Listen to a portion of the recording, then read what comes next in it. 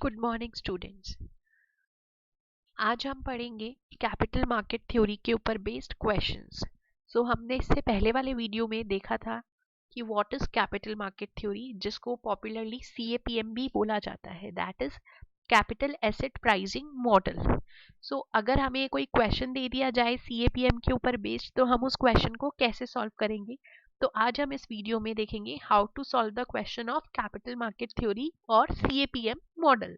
जो CAPM model है, capital asset pricing model, उस पे बेस्ड क्वेश्चन को हम कैसे सॉल्व करेंगे। हमारा क्वेश्चन है, क्वेश्चन में हमें बताया गया है, suppose required rate of return on market portfolio with beta of 1.2 is 18%। हमें क्वेश्चन में गिवन है कि मार्केट पोर्टफोलियो पे रिक्वायर्ड रेट ऑफ रिटर्न कितनी है, 18% विद बीटा ऑफ 1.2, जिसका बीटा फैक्टर है 1.2 and risk free rate is 6%, जिसकी रिस्क फ्री रेट है 6%। देन अकॉर्डिंग टू CAPM, अब हमसे क्वेश्चन में अलग अलग पार्ट्स में कुछ कुछ पूछा गया है। फर्स्ट पार्ट में ए पॉइंट में हमें पूछा गया है What is the expected rate of return on market portfolio। हमसे पूछा गया है कि मार्केट पोर्टफोलियो पे एक्सपेक्टेड रेट ऑफ रिटर्न क्या है। तो हमें क्वेश्चन में बीटा फैक्टर क्या है पोर्टफोलियो का वो गिवन है, required rate of return on market दे रखा है कि कितनी रिक्वायर्ड रेट ऑफ रिटर्न है, वो 18% है, और रिस्क फ्री रिटर्न दे रखा है हमें 6%। अब हमसे पूछा गया है कि एक्सपेक्टेड रेट ऑफ रिटर्न कितनी होगी मार्केट पोर्टफोलियो पे। तो CAPM रिटर्न का फॉर्मूला हम अप्लाई करेंगे इसको सॉल्व करने के लिए। फॉर्मूला है आर मतलब required rate of return is equals to RF, that is risk free rate of return, plus beta, B stands for beta, bracket में RM minus RF। RM is return on market portfolio and RF is risk free rate of return। हम इस question में हमारे पास जो भी इस फॉर्मूले में जो भी अवेलेबल इंफॉर्मेशन है वो पुट कर देंगे। आपकी रिक्वायर्ड रेट ऑफ रिटर्न आपको दे रखी है 18%, जो कि हमें क्वेश्चन में गिवन है, is equals to RF। Risk free rate of return भी आपको क्वेश्चन में गिवन है, जो कि 6% है, प्लस बीटा फैक्टर। तो बीटा फैक्टर आपको क्वेश्चन में 1.2 गिवन है, फिर RM माइनस RF।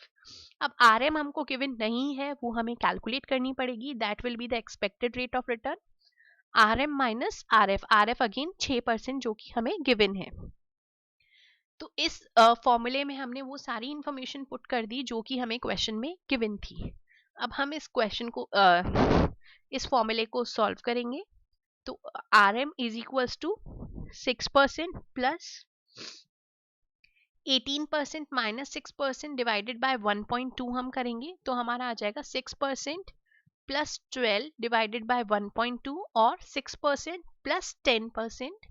तो आपकी RM आ गई, रिटर्न ऑन मार्केट पोर्टफोलियो या expected rate of return calculate होके आ गई 16%। जब भी हमें किसी फॉर्मूले में जितनी भी चीजें रिक्वायर्ड है उसमें से एक गिवन नहीं है और बाकी सब गिवन है, तो जो भी रिमेनिंग गिवन नहीं है वो हम कैलकुलेट कर सकते हैं सारी वैल्यूज उस फॉर्मूले में पुट करके।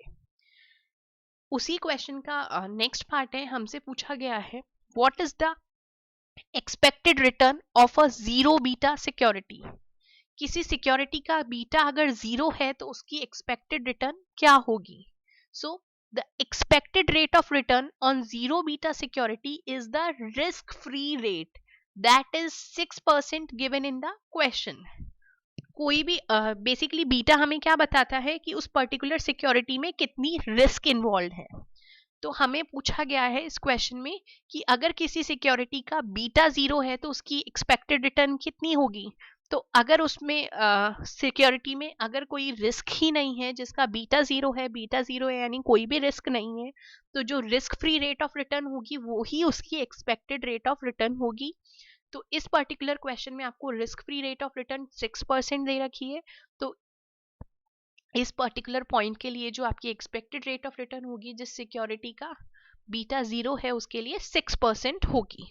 सो beta measures the risk involve in the security, क्योंकि बीटा हमें बताता है कि पर्टिकुलर सिक्योरिटी में कितनी रिस्क इन्वॉल्व है। Higher the risk involve in the security, higher will be the beta. किसी भी सिक्योरिटी में जितनी ज्यादा रिस्क होती है बीटा उतना ही ज्यादा हाई होता है। यहाँ पे हमें बोला गया है कि बीटा 0 है, तो इसका मतलब जो रिस्क इन्वॉल्व है इस सिक्योरिटी में वो भी 0 है। तो जब रिस्क कुछ भी नहीं है तो expected return will be the risk free rate of return. Next point, suppose you choose to buy a stock BGR Limited for rupees 50. The stock is expected to pay rupees 2 as dividend next year. अच्छा, आपने choose किया कि आपको BGR का stock खरीदना है 50 रुपए में। उस स्टॉक से आपको एक्सपेक्टेडली कितना पैसा मिल रहा है? डिविडेंड के रूप में 2 रुपए मिल रहे हैं next year, and is hope to sell at rupees 53। और आप होप कर रहे हैं, आप उम्मीद कर रहे हैं, ऐसी आशा कर रहे हैं कि उसको आप 53 रुपए में सेल कर सकते हैं। The stock has been evaluated at beta -0.5। उस पर्टिकुलर स्टॉक का बीटा कितना है? -0.5। Is the stock fairly priced? हमें बताना है कि ये स्टॉक फेयरली प्राइस्ड है या नहीं है मार्केट में।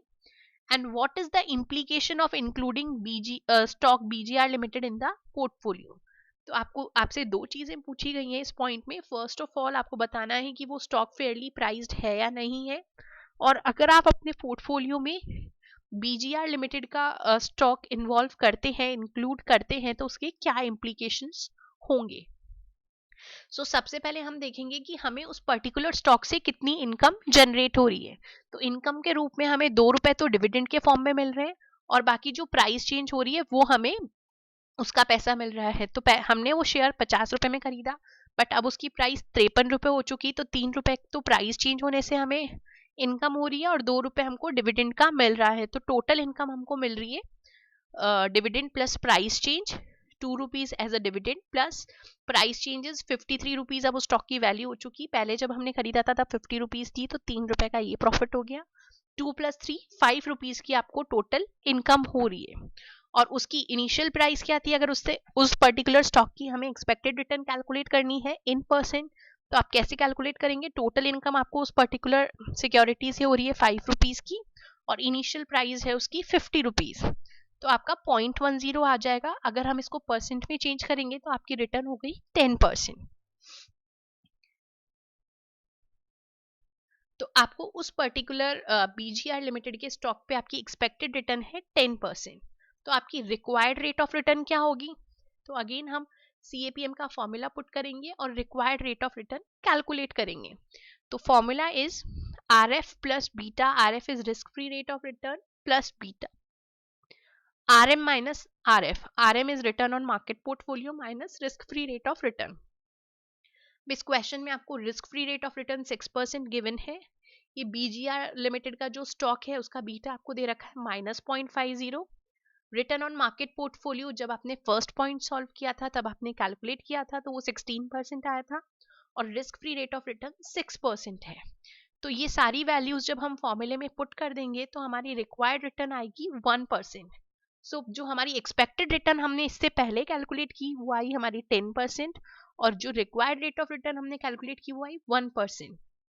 तो जो हमारी एक्सपेक्टेड रेट ऑफ रिटर्न है दैट इज 10%, वो 10 टाइम्स ज्यादा है रिक्वायर्ड रेट ऑफ रिटर्न से। So clearly the stock of BGR limited is highly undervalued. इसका मतलब क्या हुआ? अगर हमारी एक्सपेक्टेड रिटर्न ज्यादा है रिक्वायर्ड रेट ऑफ रिटर्न से, इसका मतलब हमारे जो BGR लिमिटेड का स्टॉक है that is undervalued, highly undervalued. So inclusion of stock in the portfolio will reduce the portfolio beta. तो अगर हम BGR लिमिटेड के स्टॉक को अपने पोर्टफोलियो में इंक्लूड करते हैं तो उससे क्या होगा? हमारे पोर्टफोलियो का बीटा यानी रिस्क कम हो जाएगी and the required rate of return. Now next point is a stock idea with beta of 1.5 sells for rupees 50 1 year from now. It is expected to yield a dividend income of rupees 6. What price do investors expect after 1 year? अब एक stock है जिसका beta 1.5 है, जिसको आप cell कर सकते हैं 50 रुपए में 1 year from now, अभी के 1 साल बाद। उससे आपको डिविडेंड इनकम के रूप में 6 रुपए मिल रहे हैं। आपको बताना है what price do investors expect after 1 year। सो आपको एक्सपेक्टेड रिटर्न बतानी है कि 1 year के बाद में जो भी इन्वेस्टर है जिसने इस पर्टिकुलर स्टॉक में इन्वेस्ट किया है वो कितनी रिटर्न एक्सपेक्ट करता है. तो again we will apply the formula of CAPM return and the formula is RF plus beta, that is risk free rate of return plus beta factor, bracket RM minus RF, that is return on market portfolio minus risk free rate of return. Again, risk free rate of return is given in the question, that is 6%. Beta here is given, that is 1.5. RM return on market portfolio we have calculated in the first point, that is 16%. And RF risk free rate of return again is 6%.